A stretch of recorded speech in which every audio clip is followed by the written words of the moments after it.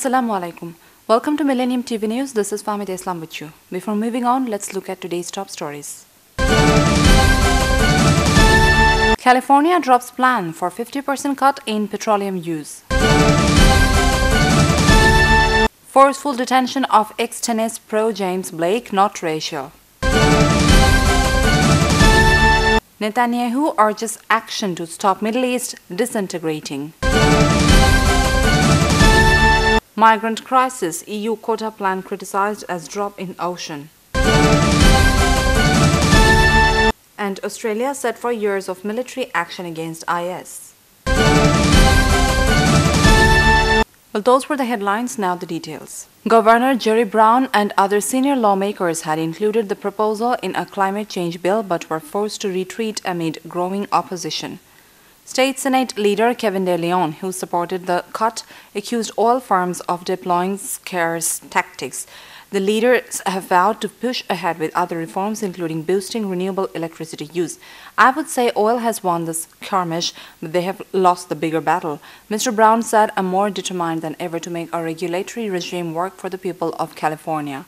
Cleaning up the air, reducing the petroleum, and creating green jobs, the plans to require a 50% reduction in petroleum use in motor vehicles by 2030 were met with fierce opposition from business groups and oil companies who warned of negative consequences for California's economy. Mr. De Leon said the industry had a singular motive and accused it of creating a multi-billion-dollar smokescreen to deter lawmakers from voting for the legislation. Republicans, along with many moderate Democrats, had resisted the proposal. Speaking on CNN, Bill Bratton said, "Let's put that nonsense to rest right now. Race has nothing to do with this." Mr. Blake has alleged that a group of 5 plainclothes police officers used improper force when they slammed him to the ground on Wednesday. The police have said that the officers mistakenly believed he was a suspect.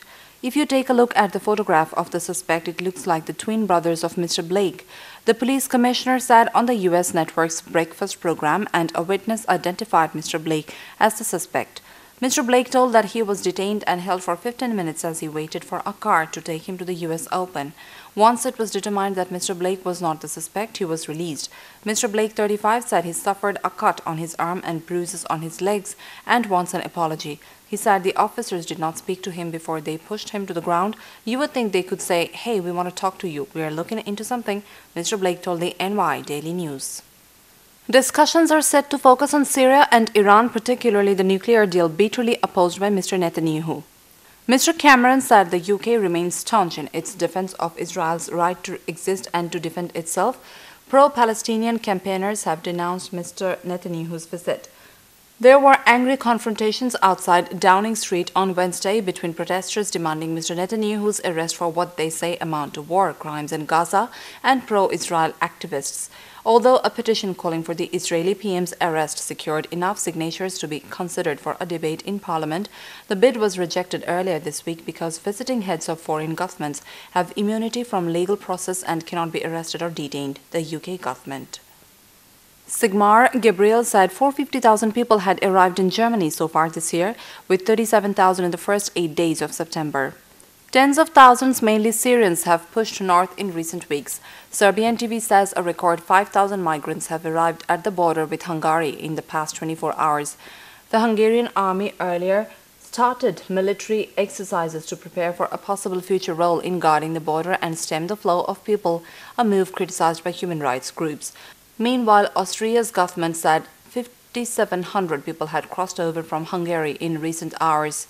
National Train Operator OEBB temporarily suspended services from Hungary because of the increasing numbers and the risks of overcrowding. The remarks came after the Australian government said its aircraft would participate in missions against IS in Syria. Previously, its jets were only flying missions against the militant groups in Iraq as part of the US-led coalition.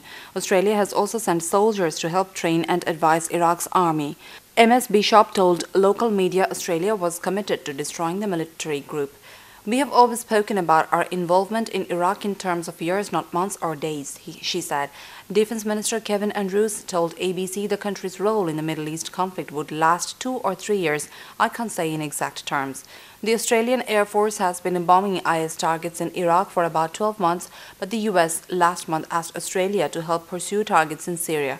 This week, Australia announced it would take in an additional 12,000 migrants who are fleeing the Syrian crisis on top of the 13,750 overall intake of confirmed refugees for 2015. Australia will also give a $44 million, which is $32 million, and £21 million to the UN to directly pay for the support of 240,000 displaced people in countries neighboring Syria and Iraq. That would increase Australia's total humanitarian aid to the Syria and Iraq conflicts to $230 million Australian dollars since 2011. Europe is struggling to cope with its worst migrant crisis since Second World War, with tens of thousands crossing European borders. We'll take a short break with the headlines here. Japan floods city of Joso hit by unprecedented rain. Devote yourself for the country's development, PM says to new police cadres. Brazil cut to junk credit rating by Standard & Poor's. PM greets Bangladesh archery team for Commonwealth Games success. Welcome back to Millennium TV News. The city of Joso, north of the capital Tokyo, was hit by a wall of water after the Kinugawa River burst its banks. Helicopter rescue teams have been plucking people from rooftops. At least 8 people are still missing and 100 needs rescuing. The rains come a day after a tropical storm brought winds of up to 125 km per hour, which is 78 m per hour, to central Aichi Prefecture. The chief forecaster at the Japan Meteorological Agency, Takuya Deshimaru, said that the rainfall was unprecedented for that part of Japan. We can say this is an abnormal situation and there is imminent serious danger, he went on. The hardest hit areas have been Ibaraki and Tochigi prefectures. Japan's meteorological agency had put both regions on its highest level of alert. Saori Mori, who lives close to the Tone River in the town of Abeko, told the BBC that the water is right up to the top of the banks now. We have been told to pack and prepare to evacuate as soon as we are told to, Mrs. Mori said, adding that she and her family were getting ready for a fast exit. Prime Minister Sheikh Hasina has asked the new cadre police officials to devote themselves to the development of the country and the nation by facing the current and future challenges with sincerity and courage. You will have to devote yourself to the development of the country and the nation by facing the current and future challenges with courage and sincerity, the PM said while addressing the passing out parade of the 33rd BCS batch of assistant superintendents in the Bangladesh Police Academy on Thursday morning. Sheikh Hasina directed the new ASPs to uphold the glorious role the members of Bangladesh Police played during the Great War of Liberation. She also asked new police officers to earn the people's confidence by dealing with their problems with sincerity and human outlook. You'll have to remember that the people seek your help when they are in danger, so you'll have to earn confidence of the mass people through giving legal services and human behavior, she said. The Prime Minister also directed them to give utmost priority to the fundamental rights, human rights and the rule of law. She also hoped that the new cadres will continue to uphold the honor of the Bangladesh police. Sheikh Hasina took salute, reviewed the parade and distributed medals among the best probationary ASPs.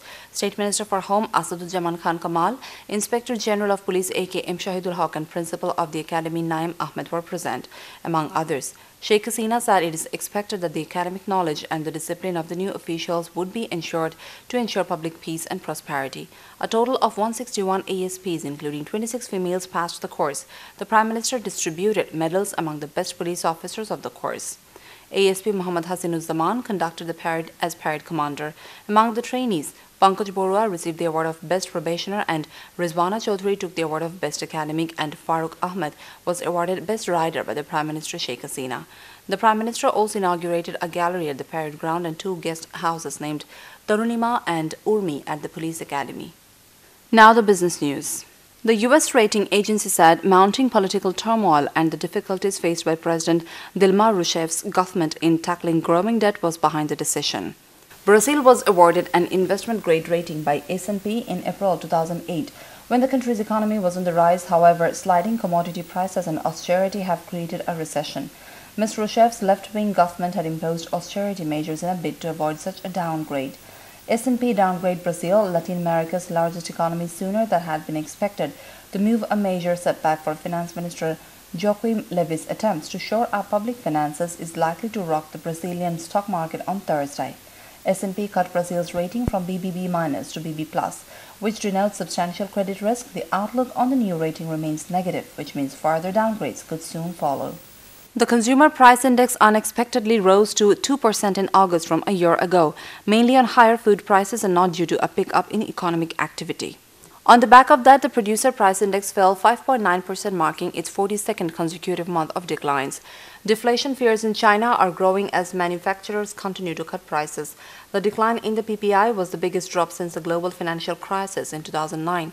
Due to falling commodity prices and slumping demand, economists said the continuing fall in producer prices poses the risk of trickling through to consumer prices. The change in PPI is very worrying. It could affect corporate profitability, which in turn could affect consumption and the economy, said Li Huang, economist at Shenin and Wangyo Securities. Now the sports news. The Matildas want their annual 21,000 Australian dollars, which is 9,634 pounds salary increase to 40,000 Australian dollar, which is again 18,339 pound. The move is part of a dispute over pay and conditions for the men's and women's game. Football Federation Australia said the union representing the players have made extraordinary demands, which meant the tour could not take place. More than 60,000 tickets had been sold for the two matches against world champions the USA in Detroit and Birmingham, Alabama on 17th and 20th September.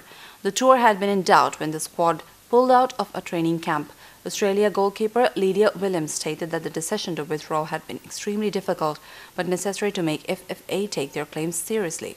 The previous collective bargaining agreement expired on 30th June and there has since been a bitter public relations war with no new deal reached so far, meaning that the women's squad have not been paid in 2 months. Last week, the men's team boycotted commercial appearances in Perth in the run-up to their World Cup qualifier against Bangladesh. Gallop said the wage increases that Players Union Professional Footballers Australia was demanding for the Socceroos, A-League players and the Matildas could not be met. He claimed that the FFA had offered an interim deal to the Players Union. This is a competition in which the clubs lost a collective 17 million Australian dollar last season. Gallop said what we have today is an extraordinary situation in which the two male playing groups in the Socceroos and A-League continue to be paid by FFA and A-League clubs, but the female players aren't being paid. This could have been fixed today if the PFA had accepted the interim deal. The 37-year-old, who stopped playing one-day international matches earlier this year, lost his place to Peter Neville during Australia's 3-2 Ashes defeat by England in July. He will also stop playing for his domestic state team New South Wales but will continue in the 2020 Big Bash League for the Sydney Sixers. I have enjoyed the 17 years and am comfortable with my decision, he said. I have had a privileged run but I lost the hunger on the Ashes tour. It was an easy decision to retire. Prime Minister Sheikh Hasina has greeted Bangladesh archery team for winning the gold and bronze medals in the 5th Commonwealth Youth Games being held in Samoa. I hope they would uphold Bangladesh's red-green flag in the world sports, she said in a message. The Prime Minister also greeted all concerned along with the Bangladesh archery team. Earlier, Tamimul Islam won gold in men's archery and Nandini Khan Shopna won bronze in the women's archery division. Tamimul bagged the gold medal, beating the Indian competitor, while Nandini Khan beat the Malaysian competitor in the girls group. Let's have a look at Millennium TV News Recap. California drops plan for 50% cut in petroleum use. Forceful detention of ex-tennis pro James Blake, not racial. Netanyahu urges action to stop Middle East disintegrating. Migrant crisis, EU quota plan criticized as drop in ocean. And Australia set for years of military action against IS. You're up to date with our top stories so far here on Millennium TV, and don't forget to log into www.millenniumtv.net. Thank you for staying with us. Allah Hafiz.